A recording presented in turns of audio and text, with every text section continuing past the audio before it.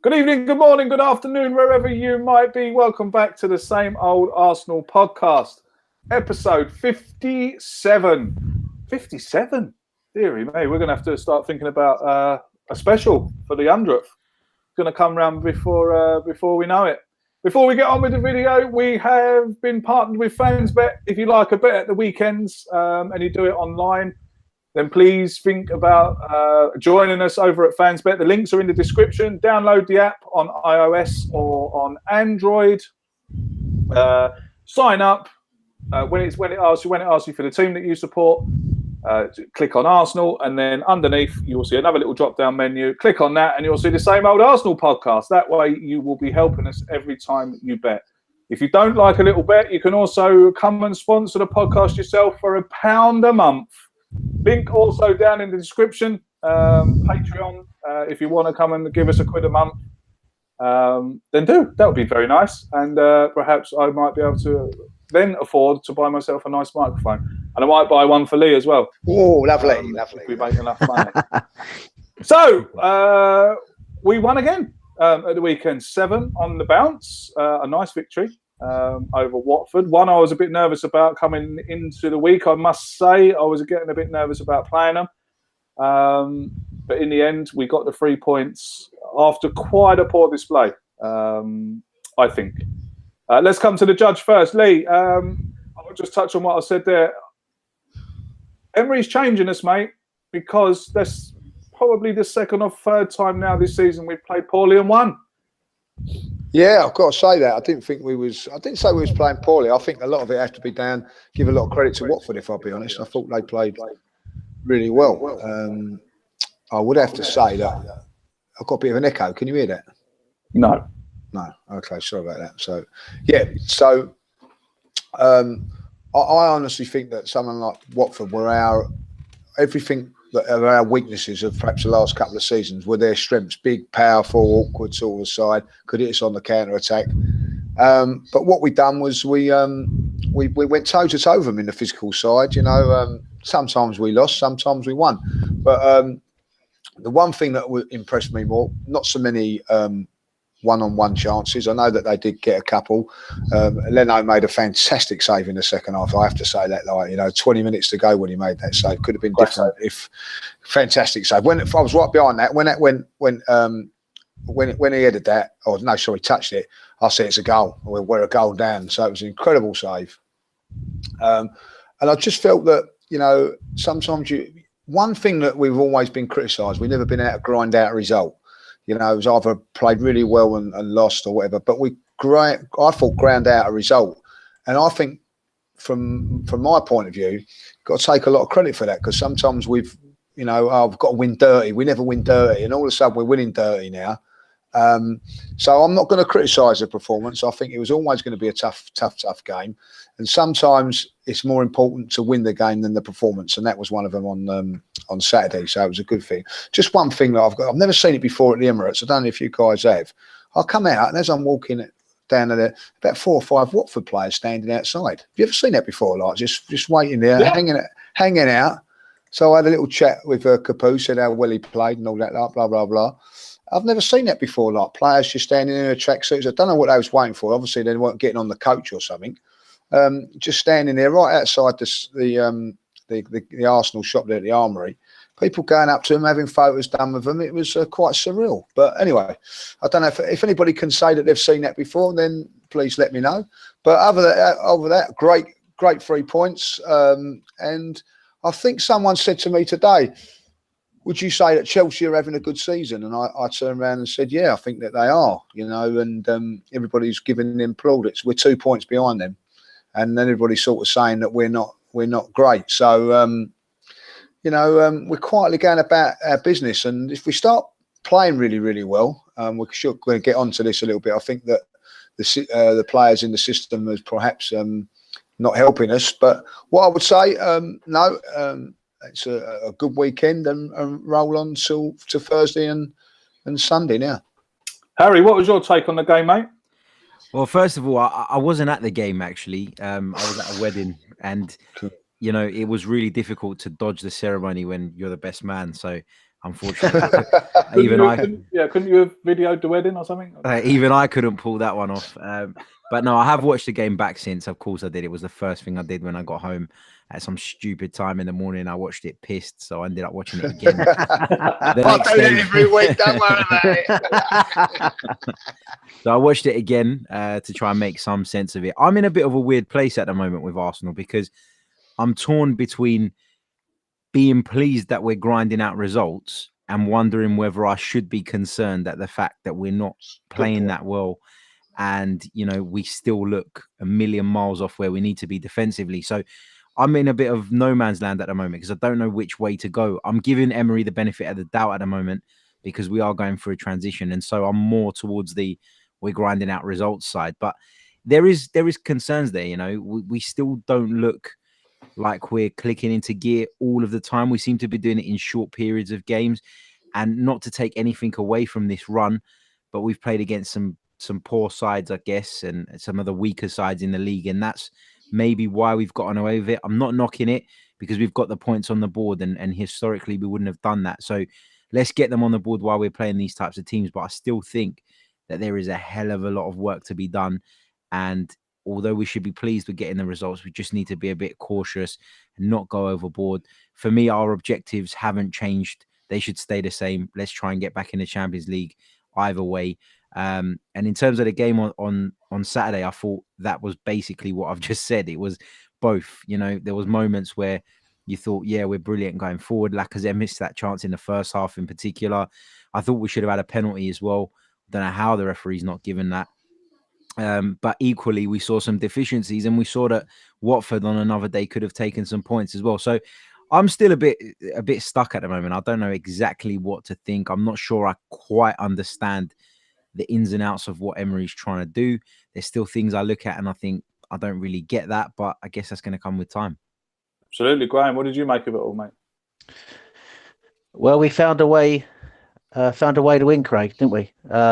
Even though Watford created the better chances and caused us problems with their heavy press and their physicality, we still found a way to win. I think one of the reasons why we're doing that is because we are fitter this season. And I think we keep going longer in games and we're winning a lot of games with late goals, aren't we? So that's a positive. I think I came away from that game. My biggest impression was how the hell are we making Aubameyang and Ozil to elite footballers look anything but elite footballers. And the reason we're doing that is because we've discussed it before on the pod, is that we're playing them out of position. And the one thing you'll say about Watford is they play like a 4-4-2 out of possession. When they're in possession, they play like a 4-2-2-2. They can play very narrow. They've got Pereira and Hughes who can play wide or can come narrow through the middle. I remember in a previous pod, I think Harry brought it up about the way they were playing this 4-2-2-2 system. So they got players in very defined roles, two forwards up front. Remember, we've got two forwards, but we're not playing them as two forwards, are we? We're playing Aubameyang out wide left.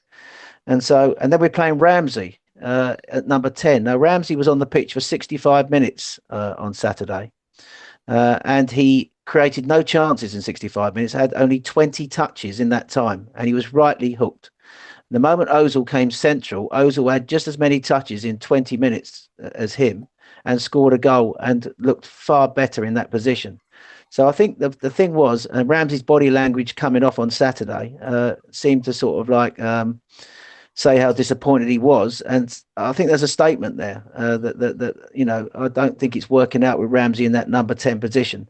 But once again, he made the right substitutions. The substitutions didn't have an immediate impact, but they won us the game. And Iwobi, who I think was outstanding, is now pressing strongly for a start, I think, and won back the ball that led to the second goal.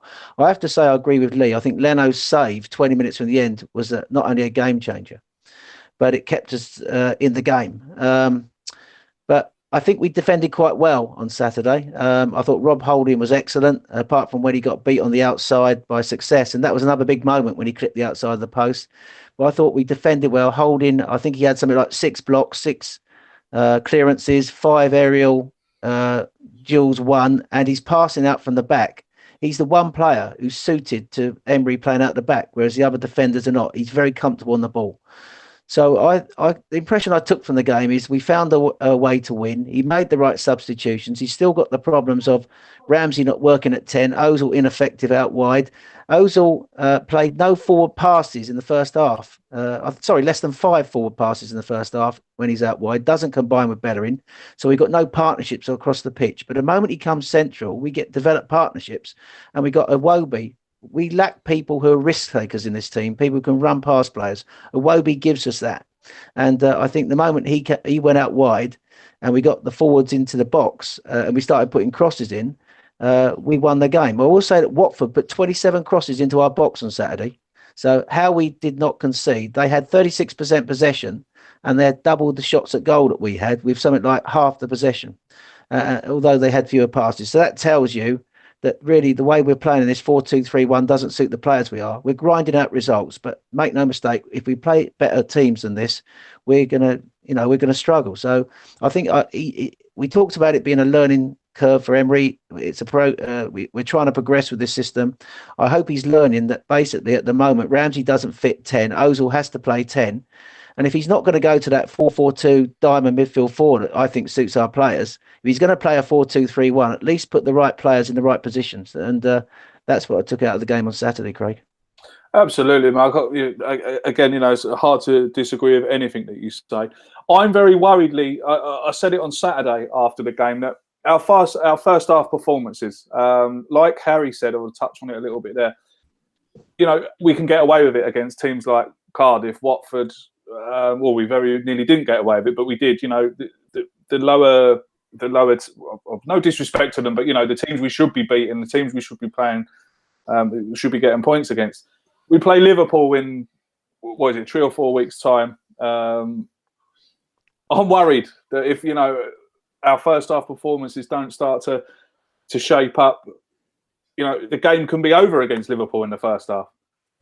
Yeah, it is a bit of a worry. The one thing that which worries me, and we're all touching on it, we don't want to be too critical, is that with this system that we're taking playing at the moment is to sort of like control possessions, control part, and then when you look at it, we may be controlling possession, but we're giving the other team pot shots, or one-on-ones and things like that. And I totally agree with what Graham's saying there. We haven't got the personnel and to play that system, or if you want to be harsher, the players ain't good enough. There's you can go down that route. The passing, Mustafi's passing on Saturday at times was woeful. I don't think he's as comfortable as quite rightly Graham said with Rob Holding. So you haven't got there. Xhaka gives the ball away too many times for a midfield player. In there. In saying that, I didn't think he had a bad game on Saturday. I think you've got to give if that's going to be the partnership, let's see how that goes for a couple of games. But for me, there's a lot of talk about Xhaka now. He's got Torreira in there now. This blah blah blah. Well, he didn't really step up and take the game by the scruff of the neck in the position that I was hoping that he would do. But I look at it with Emery, and I do feel that he's got this long range of passing, which he goes from right to left very, very quickly. It gets Monreal in on several occasions on Saturday. But the thing is, what happens is then so I'm not going to criticise Xhaka too much, because what happens is he does that bit, then it gets to Aubameyang and it breaks down, or it was breaking down on Lacazette. And I feel that Arsenal, if they're going to play and can do anything, and I mean anything, if we're going to get into the top 4 or challenge for anything this season, he's got to go and buy a wide player. Got to go and get someone that's going to stretch the team. Now, I felt on Saturday that Watford had planned for everything, exactly that we was going to play, what system was going to play, and set up to it. It changed when Iwobi got the ball and ran at him. And what that done was that dropped the back 4 off, it stretched, then he could cut back if he wanted to cut back and bring Ozil into the game. Now, we talk about Aaron Ramsey in that 10 spot. You can talk about Ozil, which is a good point that, Graham's made when he hasn't made no forward passes. The reason is because there's nothing to pass to, because it's all condensed. So once you've got a wide player or someone that goes past the player, the tactical setup is broken, because what it's done, you can put in systems and you can put in tactical blocks of 4, whatever, banks of 4, and that. The one thing you cannot legislate for and work to is if someone takes the player on and beats him. Once you take a player on and beat him, your set work is then changed, because you've not planned for that. You know, it's all right saying, oh, we're playing in front of him, drop back 10 yards because Aubameyang's not going to be able to get in behind us. But if you've got someone that can get the ball and take players on. Now, Liverpool, very, very good side. Look at what Hazard does when he takes players on. He gets past players. And we have not got no one like that. Now, I'm not saying that we're going to have to go out and buy someone like Hazard, but we've got to go out and buy someone of that ilk. Now, everybody's going on about how great Iwobi was. I thought he'd done okay on Saturday. But he done what we was all asking someone to do. He was stretching their back 4. And I've got to say this, when they were tiring. Great substitution. You can look at it from there and say tactically a genius. But that is what we've got to have. Somewhere along the line, you know, Alexis Sanchez for you know, and I know it's not good time to mention him at the moment, but when he was playing for Arsenal, he used to take players on. And that would open up space for the likes of Aaron Ramsey, for the likes of Mesut Ozil. That is not happening with our team at the moment. And, you know, I think that people are saying about Iwobi coming into the frame, and I think that's a good shout. But I also think Danny Welbeck's doing a lot of good stuff at the moment to say that, you know, hold on, I'm banging on the door here, and I deserve to maybe get a shout as well. 4 goals in his appearances this season, and is doing well. So you've got Iwobi and Welbeck pushing now for a position that I think needs to be changed. You know, that Ramsey in that position, we're going to go on to Aaron Ramsey a little bit later on, but for me, is not doing it, and I concur with what we're all saying here. The reason he's not doing it because the system's not right. I believe if Aaron Ramsey had Gareth Bale in the side like he does for Wales, stretching teams like he does, it would give him more space in there to do his things. But at this moment, it's all congested. It's very, very difficult to pick out passes and all that. And I think Mesut Ozil would find that very difficult as well. But when Iwobi comes on, he stretched things there, and then Mesut Ozil was allowed to get onto the ball. So I think now, if that's the way we're going to go, Iwobi's got to come into the side. Talk about congestion, a bit like FIFA 19. If anyone's playing that, what a load of old tosh. I wouldn't know. Wouldn't know. Craig, just a quick one on that congestion point. I've just pulled up a map of the average positions of our players. I came across this on Twitter the other day. It was put up by a friend of mine, Suburban Gooner Chris. He's a blogger, and he's put this up. And if you look at the average position of Torreira, Xhaka, Ozil, Aubameyang, Ramsey, and Lacazette. I saw that, yeah. None of them are any wider than the width of the centre circle. I know. So I saw that, yeah. It's pretty shocking, to be honest. Going back to the Xhaka thing, what Lee said, I thought Xhaka was one of our better players. He certainly was statistically. Can I come in on Xhaka, Greg? Yeah. Yeah, well, I don't disagree with Lee on much, but on Xhaka, I thought Xhaka was all right on Saturday. I think he completed 99 passes, and 65 of them were forward. So that is a positive thing. So that showed that when Torreira did break the press, and to be honest, I think he struggled with the physicality of Watford in the first half. He was up against 2 massive midfielders there, Kapui and Dacour. But when he beat the press and gave it to Xhaka, I thought Xhaka was quite forward-thinking in his passing. He stretched the play quite well. I think the problem is when he stretched the play, it went out. We got players out in the wide areas. We talked about Aubameyang, for example. Aubameyang does not combine out wide, and he can't take a player on and beat him. He has got pace, but he can't beat a defender. But I thought the problem with Xhaka is, when I looked at it, because I was studying him quite a lot on Saturday, his passing was excellent. And certainly Torreira was giving him a ball and he was spreading the play well. I still think on the counter-attack, when we lose, our team sometimes has still got that Wenger trait about giving the ball away and teams hitting us on the counter. Xhaka is terribly clumsy when teams are attacking us on the counter. That's his big problem. And he can't beat a press if he has to. But his passing on Saturday, I thought was cultured and better. And he, as I say, 99 completed passes. He passed a lot on Saturday, and he passed accurately. So completed 99 passes. I just feel the defensive side of his game is still the problem for me. Out of possession, he's very clumsy off the ball, and he can't beat a press. And I know Harry loves Xhaka, so I'll let Harry come in and defend Xhaka. It's not that I love him. I would say that he gets a lot of stick that probably at times is undeserved, and a lot of the errors that come around his sort of area of the pitch are due to an imbalance in the rest of the team. The thing is with Xhaka is when he's looking forward, he's fantastic. He can pick out a pass, and Graham's just proved it with the numbers, that he can get us going. He can make forward passes. He can create things. But you've just got to accept that Granit Xhaka is not good when he's turning and running back towards his own goal. That's just not his game.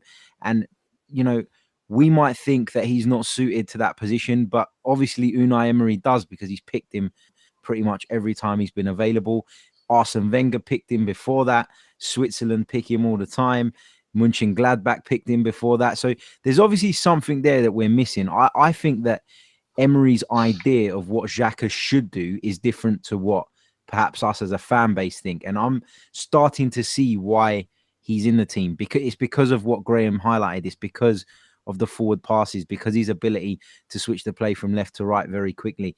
And as far as I'm concerned, I just think that Unai Emery doesn't ask that defensive stuff from Granit Xhaka. Yes, tuck into the position when you need to, but that's not what he's on the pitch to do.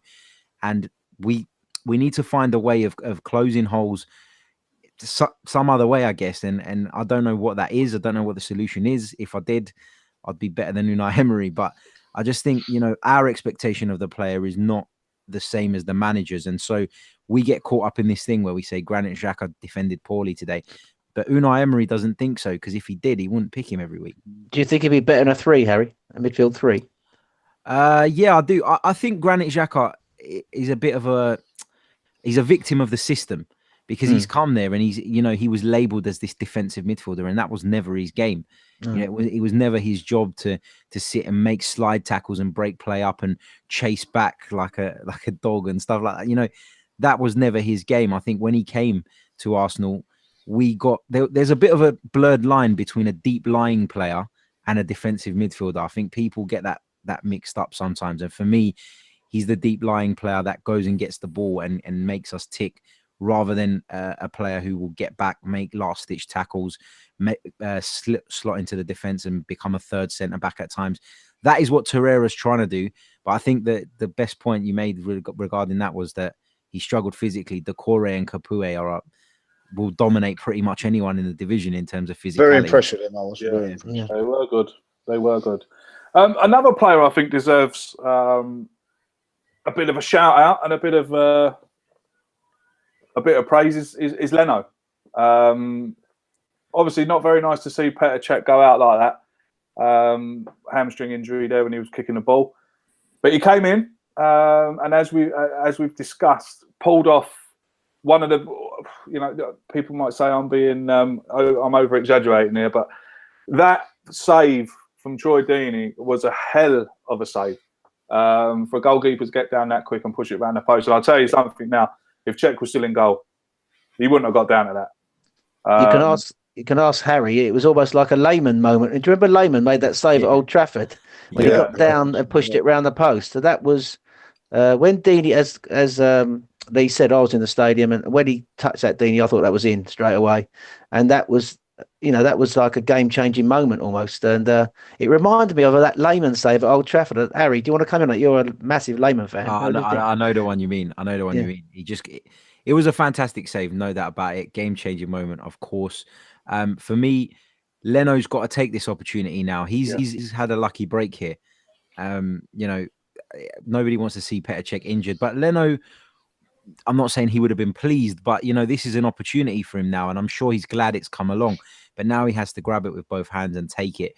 And thankfully, he has played a couple of games lately in the cup competitions, which means he's not coming in just fresh with having played no games. So, and I think with a goalkeeper, continuity is massive. So if he can get a string of 3-4 games together, we'll see the best from him. And just before I finish up on Leno, I don't know if you guys heard this. I watched the game on NBC, an American TV channel, and Tony Gale would probably wins the award for the worst bit of commentary. He reckons that Petr Cech got his injury because he's been asked to pass the ball too much. I thought, is this guy's getting paid money to say things like that? Unbelievable. He is poor. Yeah. He is very poor. Yeah, I watch the same channel as you, and sometimes I try and find another one if he's commentating because I can't listen to him. The only thing I say about Leno was I was a bit being a goalkeeper myself. Was his decisions coming out and punching the ball. I like to see a goalkeeper come out and catch the ball. There was a couple of times there where he opted for a punch when he could have quite comfortably caught it to take the pressure off, and we all see what happened there when he did try to punch it clear, and he completely missed it.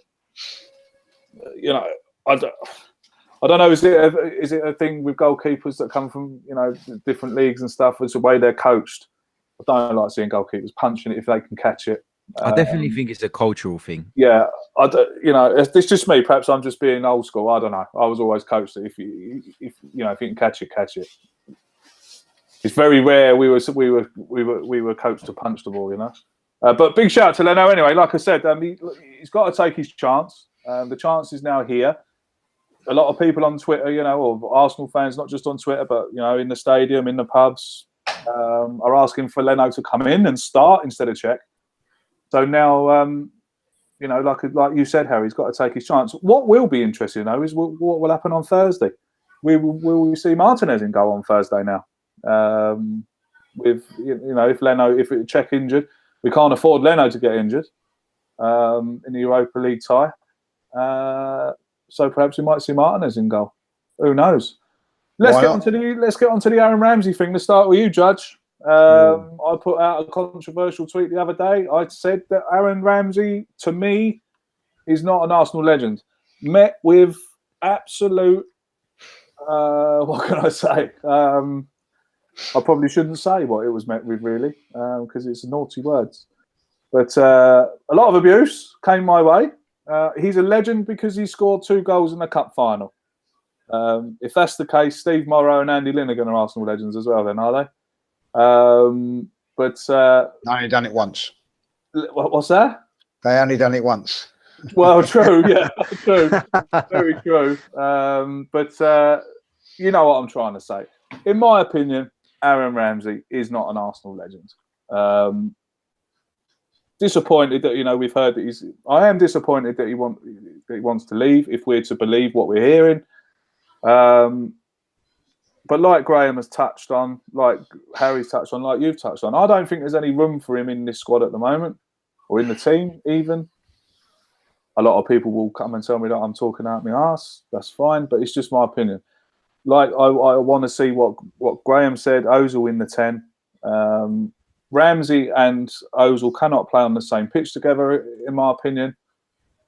Lee, what do you reckon, mate? Right, I'm going to go for a rant here. Go for it, mate.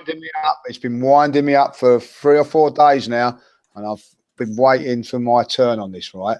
First of all, when people turn around and say Ramsey and Ozil can't play together, they done all right when Ramsey scored 15, 16 goals in a league season and we won the FA Cup. So I'll first of all say that. They can't play in this system that we're currently playing together, but the fact is they can play in the same team. That's my first point. And its proof has been in the pudding. Right, the pudding. That's it. My second point, is, and this is where I'm starting about Aaron Ramsey and his contract. Here comes the team. Now, people on Twitter have been disrespecting him, calling him names, doing this and doing that. Let's get this straight. Aaron Ramsey got his leg shattered in an Arsenal shirt, right? Okay, and an Arsenal shirt. Now, when he comes onto a new contract, if you was him, and I'm going to say, now I'm putting myself in his shoes now. We don't know what's going on. We don't know what, they've withdrawn a contract for whatever reason and whatever, This is a man that's given 10 years for Arsenal Football Club, yeah? And he's seen the likes of Aubameyang, right, Mkhitaryan, come to the football club on more money than him. Now, at the end of the day, we don't know what he's asking for, but I feel as a player of 10 years that's done what he's done, scored cup goals in cup finals, does not deserve to be on less money than, say, someone like Mkhitaryan. in my opinion. Now, if he's asked, for, if Arsenal are prepared to pay £118,000 a week to Mkhitaryan, then I believe that Aaron Ramsey is entitled to have £180,000 a week at Arsenal. And I don't give a monkey's what anybody says on that. I'll argue to the cows come home on that. Now, does he deserve £300,000 a week? I don't know about that. That's a different debate. But someone like Mesut Ozil is in exactly the same position as him this time last season, got what he wanted because we was put into a corner where we couldn't do nothing about it. Now, thirdly, and this is what's really got on my goat as well, has Aaron Ramsey turned down this contract? No one knows. I've been led to believe, and what I've been told was that the club pulled out of that. So now people are turning around and saying, that's it, leave him out of the team now. He don't deserve to be because he don't want to play for Arsenal. No one actually knows whether he wants to play for Arsenal or not. But at the end of the day, I do believe that he is entitled to ask for what he feels is right. Now, whether Arsenal want to pay that, Craig, or whatever, that is down to Arsenal. That's not down to him. And he's in a position where he can bargain himself for as much as he wants now, because we're in the last year of his contract. Now, come January, right, and Arsenal turn around and say to him, right, we're going to sell you to Liverpool for 5 million, 10 million, right? Is it his fault that he could turn around and say, no, I don't want to go there. I want to wait till I've rolled out my contract for nothing? And also, if this is the case scenario that Aaron Ramsey wasn't going to sign a contract at the end of this last season, why didn't Arsenal sell him? So something's not quite right. Something doesn't stick to it quite right. Someone said the other day, maybe because they was dealing with Gazidis, now somebody else has come along and they're dealing with somebody else. So it might not necessarily mean that contracts are broken down and all that, until somebody comes out and tells you what is happening. I feel it's very, very disrespectful of the Arsenal fan base to be criticising someone that had his leg shattered playing for Arsenal Football Club. Get that right. It wasn't playing in the Arsenal shirt, right? And he's come back. He's worked hard.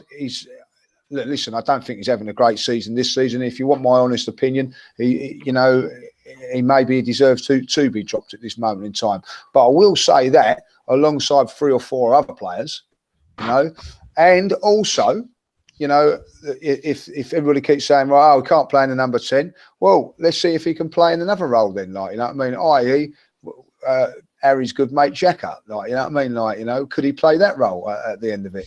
I'm not saying he should at this moment in time because, Xhaka, I felt done okay on Saturday. I'm not saying that he shouldn't, but one thing good about Emery is that I didn't think Ramsey had a good game and Emery took him off. No problem with that. But I do believe now, and realistically, guys, should we be getting into a debate about whether he's a legend or not? Does it really matter? He's playing for Arsenal. He scored a couple of goals in a cup final. I look back at 1971. Did I see Charlie George play there? No, I didn't. But does everybody call him a legend? Yes, they do. He won the double that year and he scored that great goal in the cup final. I look at him as a legend because everybody tells me that he's a legend. But did I see him play? No. But, and it's a great point that you make there. Andy Linegan is a hero, is a legend. Well, in a way he is, Craig, because he won us the FA Cup, and I think that the FA Cup has been sort of watered down over the last few years as well. Like back in Alan Sunderland, would you say, was a hero or a legend? Yeah, he was, because it was an iconic goal. And Aaron Ramsey. You're using a good word, hero. Yes. Yeah. Hero, so absolutely. So I would say probably legend is too strong. I would go along with that. I don't think Aaron Ramsey's a legend, but what I do feel that he deserves is a bit of respect from the Arsenal fans and the fan base of what's been going on. And I'm sorry, Craig. Anybody that's in their business, you can talk about that. If you're sitting on a production line, right, and you've been there 5-10 years, and you're making matches, and you're playing the matches every day, and then someone comes along and right, someone comes along. No, it's serious. Someone comes along. How do they do it? He goes, right, and you turn around to him and say, "Oh, hey, doing all right? Yeah. Whoa, this is It's just joke, this work, isn't it? Like for £15 an hour. £15? I've been here for 10 years, only on £10 an hour. You're going to go straight to the governor and say, how comes he's on £15 an hour and I've been for the last 10 years?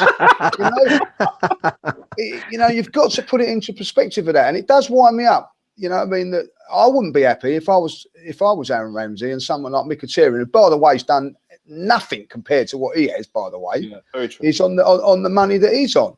And come on, the fan base, like, you know what I mean? I'll get rid of him, let him rot in there, do this, do that. You know, give the guy a break. He's won us 2 FA Cup finals with goals. Not saying him on his own. He's had a shattered leg playing for Arsenal. And I do believe that Aaron Ramsey deserves a little bit more respect, is a word from me, from us Arsenal fans. And also, if he does go at the end of the season, then he will get my blessing, because at the end of the day, I don't necessarily think it's his fault that he's leaving. Arsenal have got to take some sort of blame for it as well. Rant over. Harry, what would you say? What would you say if I said to you, out of those 10 years he's been here, how many good seasons has he had? Probably 3, 4, maybe. Look, the whole thing with this Ramsey thing is that I think this is a footballing decision as much as it is a financial one. And I'll explain why. Because I think Unai Emery, I believe, doesn't trust Aaron Ramsey to do one of those 2 midfield roles, you know, the ones that Xhaka and Torreira are currently occupying. If he did, then I don't think he would have selected Guendouzi at the start of the season when we were short of options. Good point. So he would have tucked him in there if he believed that he could do that role. So for me, that is an issue at the moment. I think these contract talks were always going to go down to the wire. And I think that it was naive to think that this would be resolved early, because as we've mentioned on this podcast before, he just sat there and watched Mesut Ozil hold on to the very last minute to get the best deal possible. So his representatives have a duty of care to get their client the best deal. And so they would have seen that, and they would have tried to do the same. Now, Sanlehi and Emery probably don't want to splash a load of their wage budget on a player who just doesn't fit into the team at the moment. You know, there's only room for one number 10. Aaron Ramsey's quite clearly an attacking midfield player, and Mesut Ozil is the number 10 at the moment. He's the man. They've heavily invested in him. They've put a lot of money into him. And I don't believe that they would put Ramsey ahead of him in terms of the priority list. Also, Sanlehi's been really, really public in saying that he wants to promote youth. And so splashing mega money to renew a player who isn't going to be, isn't effective in this system just seems a bit of a waste. I get Lee's point about Aubameyang and Mkhitaryan and so on, but I just think that they can't, like Sanlehi and whoever now cannot undo those deals. They're already done. You know, Aubameyang signed that contract, Mkhitaryan signed that contract, but they can stop this one happening if they don't believe in it. And I think that's what's happened. But I do agree with you in the whole respect thing. I think the disrespect shown to him has been wrong. Personally, I think if he's not part of the future plans, I don't think he should be playing every week. I think you can get more out of someone like Alex Iwobi, who's got a point to prove, rather than an Aaron Ramsey who's sort of coasting through games. Games are passing him by, and he's planning a move elsewhere. So, you know, it's all of those things. I think it's far more complicated than we think. The deal was on the table maybe in the summer, but maybe having watched the first few games, Emery doesn't feel he can work with this guy. Doesn't see how he fits into the jigsaw, and maybe the football side of it has played a part as well. Because I don't think that Unai Emery would have had no say in this. I think that he would have had some input. Whether he has the final say, I don't know. But I think he would have had some input, and the football side of it plays a big part in this decision as well. Graham, what's your take on the situation that involves Aaron Ramsey at the moment? Well, first of all, with regard to legend, I think he'll always have a part in Arsenal history, won't he? For the reasons like I said to the fellow who, the geezer came at me really bad actually, but I said, look, I'll always remember those goals. Yeah. And I'll always remember, I'm always going to remember Aaron Ramsey for that. So he's always going to I don't want to touch on it again, but I've said it again. I'll say it again. It's not a legend in my opinion. But I'll always remember him for those goals. Like Lee said, he'll be a hero for those goals. Yeah, and I think so. He'll always have a part in Arsenal folklore, won't he? Absolutely. He was the one who ended the 9-year drought with the winning goal against Hull, and then he won us our second cup final. So that's the first thing. And I tend to agree with both of the points made by Lee and by Harry. I think it's a footballing decision. I think first of all, the contract offer has been on the table for a long time. He hasn't signed it, and I agree again with what the boys are saying, that I think his representatives have been hanging out to get the best deal possible. I think the new regime have come in, and Emery's been working with the players pre-season, looking at the players. He would have been looking at Ramsey, and he'd been looking at him and deciding, does he fit into my future plans? And I think that's the first thing.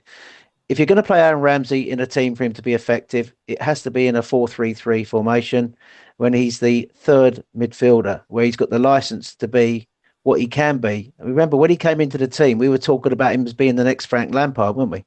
So he was in that season when he scored all those goals. He's someone who, with the right protection behind him, can drive from midfield, get on the end of things and score goals. That's his great strength. But clearly, he's not a creator. And I think one of the things, he's tried him in that pressing role, trying to create from the front, and I think he's seen that he's not effective there. He's not going to change back to a 4-3-3 and play him in that formation. So, and I think they're not going to give him big wages, as Harry said. So I think their priorities are to get him off the books, get the wages off the books, and I think they want a wide player. I think that they want to invest that money in a wide player. We're being linked with Pavon from Boca Juniors. He's a player strongly being linked, and Vargas is another player who's sort of like talking up as though he wants to come to Arsenal. He's another attacking wide player in the Argentinian league who's just broken into the Argentinian national team. So I think that the hierarchy at Arsenal, the footballing director's got links in South America.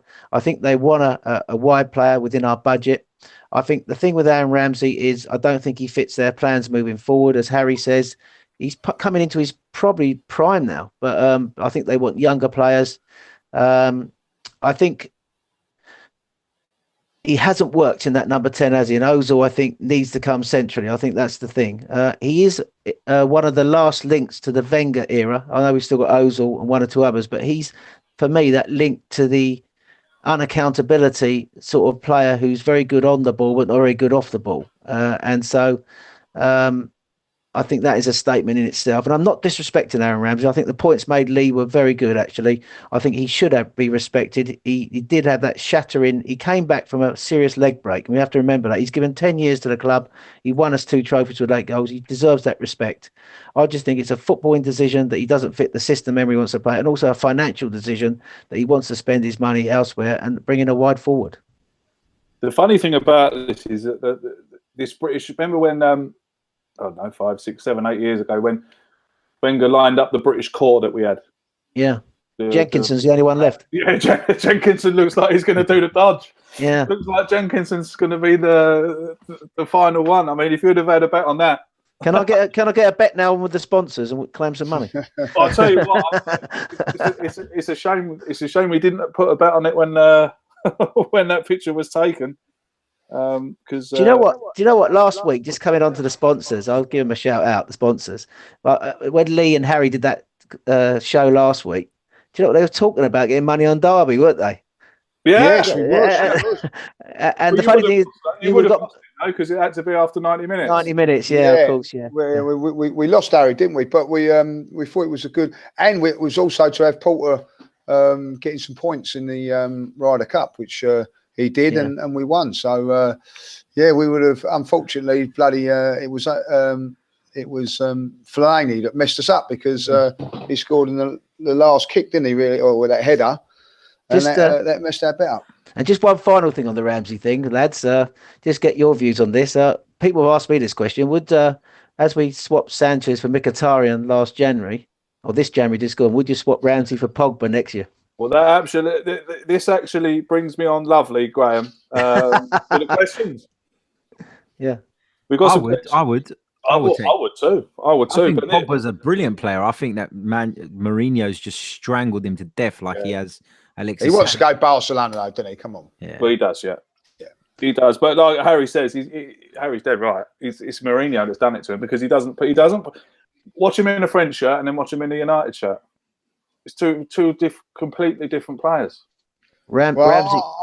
I think with Pogba as well, he wanted to move to Barcelona, and I think he is throwing his toys out of the pram as well. Like, he ain't helping the situation, if I'll be honest. Well, probably not. Where do you think it's great? I think it's absolutely brilliant. It's fantastic. Long may it continue. Absolutely. Jose in.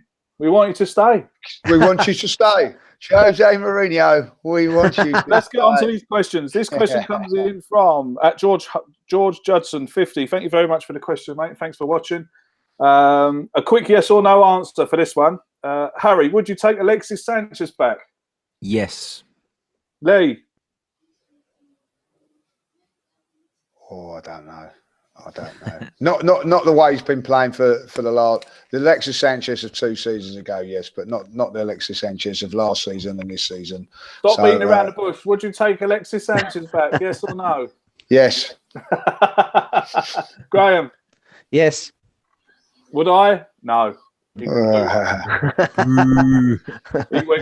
left when we needed him most. He can do that. I think the thing is on Sanchez, lads. I think that, remember, he's in the Man United system. Nobody thrives in the Man United system under Mourinho, do they? Right. So when he comes back to Arsenal, he'd be the focal point. When he was at Arsenal, he was a focal point of the team. Good point. He's something we lack, so a risk taker, someone who can take players on. I'll tell you what I would do for Mourinho. I'd love to stick the knife in Mourinho as much as I could. But what I would like to do, actually, is prize Anthony Martial away. Martial for Ramsey. How about that?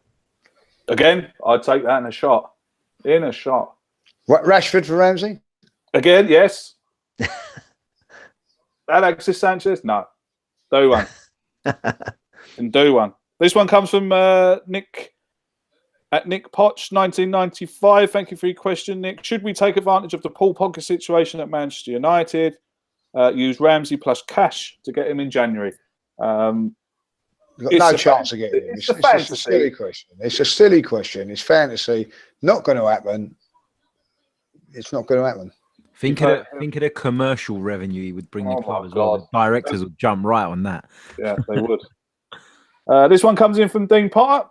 At Frinton Guna. Thank you very much, Dean, for your question.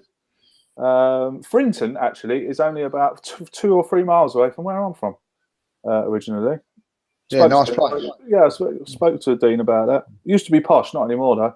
Yeah. It's the place where they couldn't have ice cream sellers on the beach. Oh, they wouldn't have ice cream sellers. They wouldn't have a pub. Yeah. All that's gone up to Swanee. Yeah, they've now got a pub, and you can now buy an ice cream in Frinton. So it's a very nice place. Learn something. Not really. If people from Frinton, Jesus Christ, if I'd have said that 15, 20 years ago about Frinton, I'd be being lynched. Predictions for January transfer window, in and out. Anyone want to come in on that? Yeah, I can be very bold, Ramsey. Well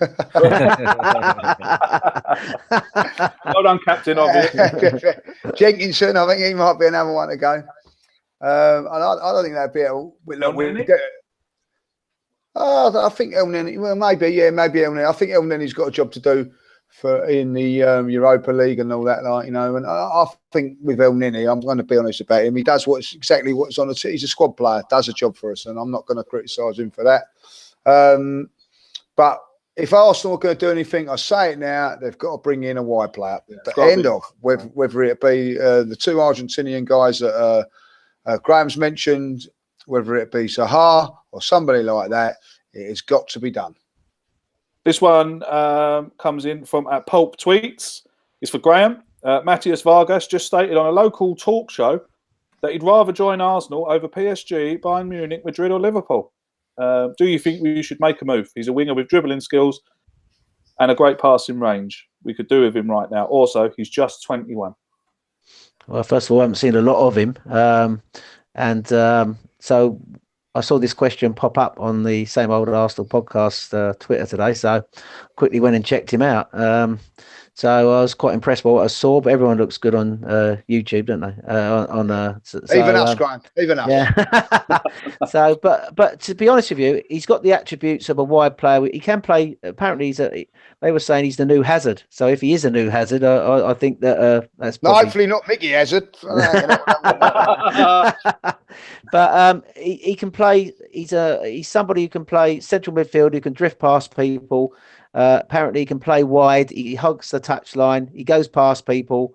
if you look at his stats, he scores a fair few goals and he gets a few key passes. So he's somebody. I'm not against it because certainly that's whether he be a success, of course, in the Premiership, I don't know, but he's definitely, as Lee said, we need a wide player, and he fits the bill, doesn't he, with the attributes he's got. That's all I would say. So, and looking at him, as I say, that what I've seen of him, he looks a very good player. He is just breaking into the Argentine national side. He played in a game in September, so clearly he's now an international footballer. And of course, the longer you leave it and he gets better, someone like Barcelona or Real Madrid, if he becomes what they say he's going to become, are going to jump in and get him. So maybe we need to take a chance on someone like that. I don't know what Harry thinks. Yeah, I agree that we need a wide player. I'd be lying if I said I knew too much about some of the names that we're being linked with. I can't really sit here and say, yeah, go for him or go for him. I don't know, to be honest. I don't know what our sort of funds are like, what our budget's like. We're told that we got this much amount to spend, and then God knows what happens. I guess it depends if someone leaves. I can't see there being any significant departures in January. I don't even think Aaron Ramsey will go in January, to be honest. I think he'll stay there till the end of the season, because I just think that there are very few clubs that would come now and make the sort of offer that Arsenal would probably accept. It's a bit like I know with the Sanchez situation, it was a little bit different, but we had an offer, didn't we, for 50 or 60 million in the window before he actually left. So I don't know. It'll be interesting, but my gut feeling is Ramsey will stay till the end of the season, and hopefully we get someone in. Okay, we'll come to the judge. This one comes in from Lee Farrell, 1992. Thanks for your question, Lee. Is it time for Iwobi to start? And if so, who do you drop? Who's it? Sorry, Iwobi? Iwobi, yeah. Yep, I think that, as I said, Iwobi or Danny Welbeck should be playing in that wide position now, and I feel that probably Iwobi has done enough maybe to start. I think that Iwobi will definitely start on Thursday, but I'm going to say it that Iwobi comes in for at Fulham away, and Aaron Ramsey will drop out. Last question for the podcast this evening. This is a bloody good one, and it comes in from Josh Mill, 96. We'll start with Graham. Graham, when Koscielny is fit, does he automatically come back into the starting 11? Wow, that's a great question. I would say yes, for the simple reason he offers balance. You got at the moment Sokratis, Mustafi, both right-sided defenders. I think there's no doubt for me that Sokratis is the best defender in our team at the moment, and he deserves his spot. Koscielny is the club captain. Once he's back up to speed, the one thing Koscielny offers, he can. We got too many front-footed defenders. I mean, Koscielny is someone who basically has got speed. Obviously, as long as the injury hasn't impacted too much on him, but he's somebody who can sweep up behind as well. He's got the speed. He's left-sided. I was thinking I wouldn't be against us moving away from home to sort of like a 3-4-1-2 formation. I know Emery's not going to play it, but I keep thinking Ozil comes 10 behind Lacazette and Aubameyang as a front two, and then you could play three centre halves. You could almost play Mustafi or Holding, Sokratis and Koscielny. Koscielny would be on the left-hand side.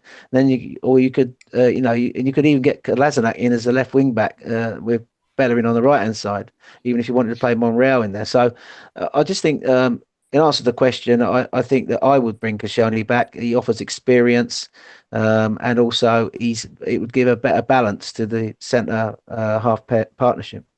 Lee, I mean, Rob Holding's put his hands up massively there at the weekend. Yeah, a very, very, very good performance, very composed performance from him.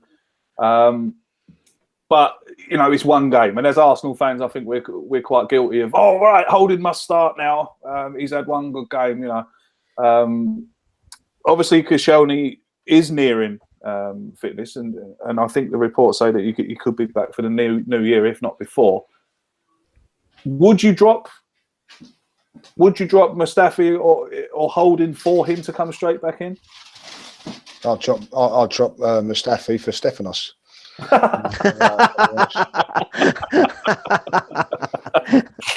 All right.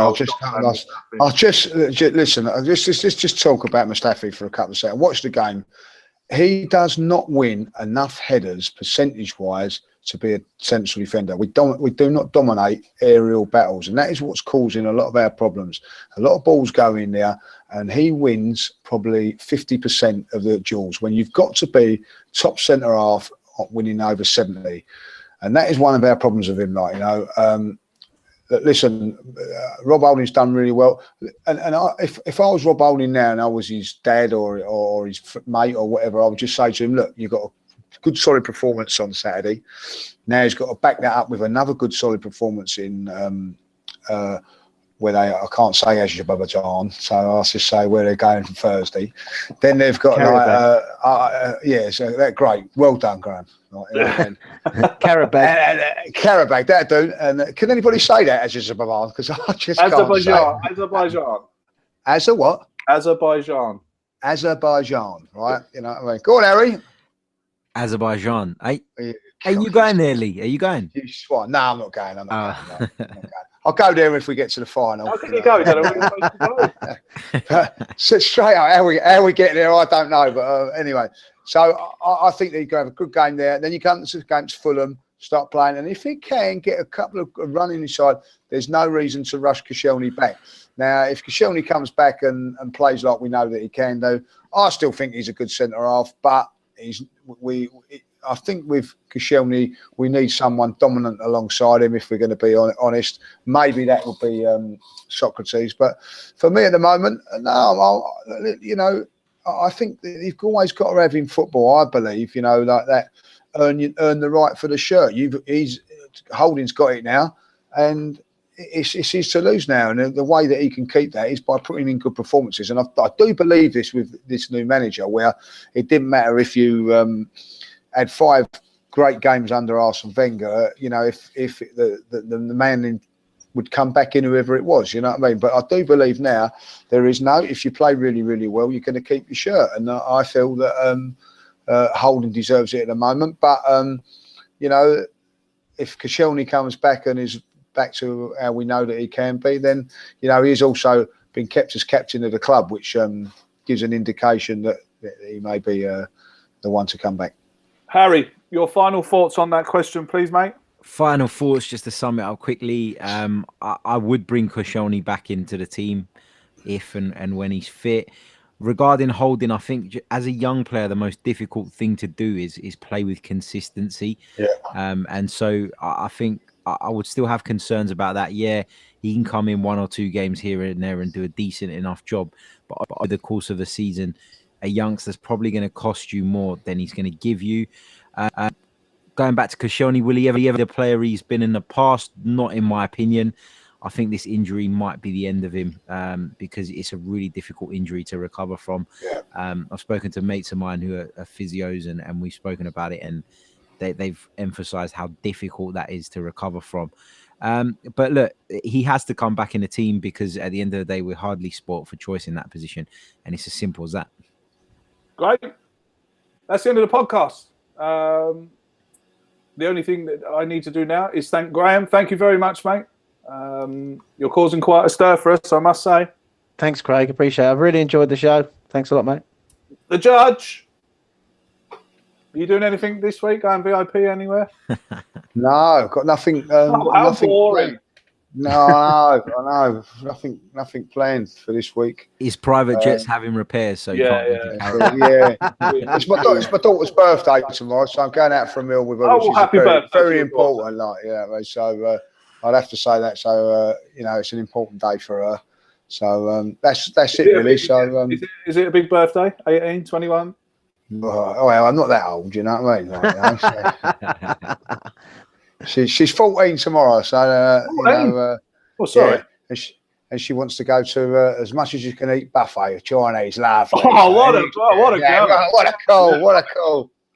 cool. Brilliant. You know what I mean? She's growing up a little bit, but like a couple of years ago it was McDonald's, so she's growing up a little bit. So I'm pleased with that. I like it. And my final thanks to Harry. Thank you, mate.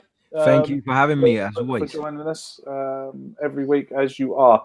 So we'll see you all next week when we'll be talking about Arsenal again. Two big away games. Two big away games. Hopefully, again, we can get the 2 wins. and carry on this little winning run that we're going on, because winning breeds confidence, and of course, a confident team can win games. You might put that on my gravestone when I die, actually. Quite impressed with that. That's quite good for me. That's quite good for me. Yeah, with someone who's got good morning, good afternoon, wherever you are. Don't worry about that. You could come out, Craig, with the old Spike Milligan one. Do you remember the old Spike Milligan one? No, go on. He said he would. No, not Spike Milligan. Billy Connolly. Sorry, Billy Connolly. Billy Connolly said he's going to have tiny little writing on his gravestone, so people have to get up right close to read it. And when they get right up close, it says, "Would you mind moving? You're standing on my balls." Very good. Until next week, we'll see you all again. Thanks for watching. If you're watching us on YouTube, thanks for listening. If you're listening on iTunes or SoundCloud, don't forget to subscribe to us on iTunes. Leave us a little rating, 5 stars, of course. If you're watching us on YouTube, please subscribe, like the video, share it out to anyone who you think might enjoy what we are doing. And again, if you do fancy a little bet at the weekend, links in the description below to our partners at FansBet. And if you want to sponsor us yourselves for £1, the link is there as well for Patreon. See you all next week. And until we do, up the Arsenal. Go, you go.